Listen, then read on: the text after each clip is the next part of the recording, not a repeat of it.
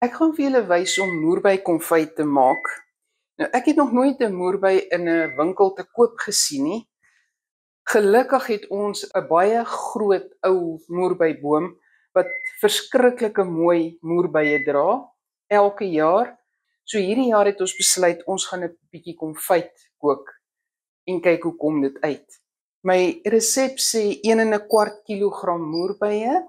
Ons het dit gewas, ons het die stingeltjies afgeknip. So hulle is silwerskoon en mooi. En saam met die 1,25 kilogram moerbeie het ek 1 kilogram suiker nodig en 190 milliliter water. Wat ek gaan doen is ek gaan dit in laagies in my kastrol. Julle ken al my ou kastrol waarna ek konfyt kook. Ek gaan dit in laagies daarin gooi, die vrugte en die suiker, en dan gooi ek my water bo-op en dan sit ek dit aan, laat dit stadig aan, laat dit begin warm word en tot kookpunt bring.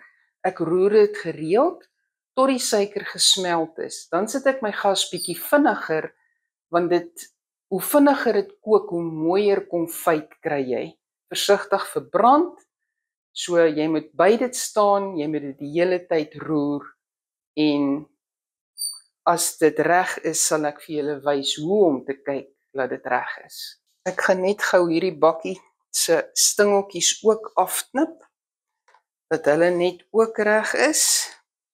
Alles is pers as jy met moerbeie werk, so wees maar voorberei daarop.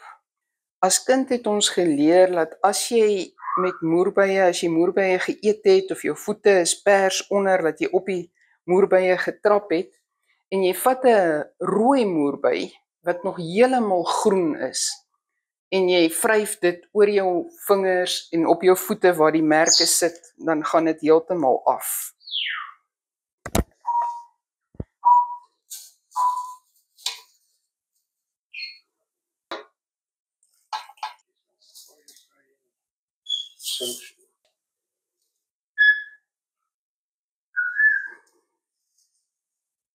Nou my water,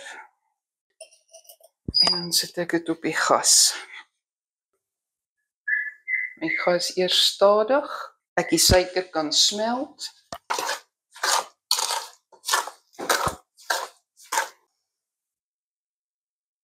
Dit kook nou, ek sit my gas nou vinniger, want ek wil hê dit moet vinnig kook, en dit gaan omtrent nou vir 'n halfuur kook, en dan, hy maak 'n ander skuim as wat hy nou maak, dan behoort dit reg te wees.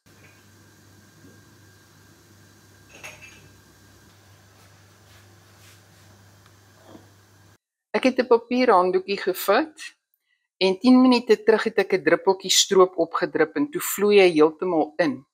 En ek het nou een opgedrup, en nou bly hy styf. As hy dit doen, dan is die stroop reg, dan kan ons die konfyt inskep. Ek gaan net my aardappeldrukker vat, en ek gaan net so bietjie op die moerbeie druk, laat dit net bietjie kleiner word. Toe dit begin kook het dit anders gelyk. Nou lyk dit of dit sulke groot borrels maak, en dit lyk of dit skiet. Dan is jou sous stuk genoeg, jou stroopie.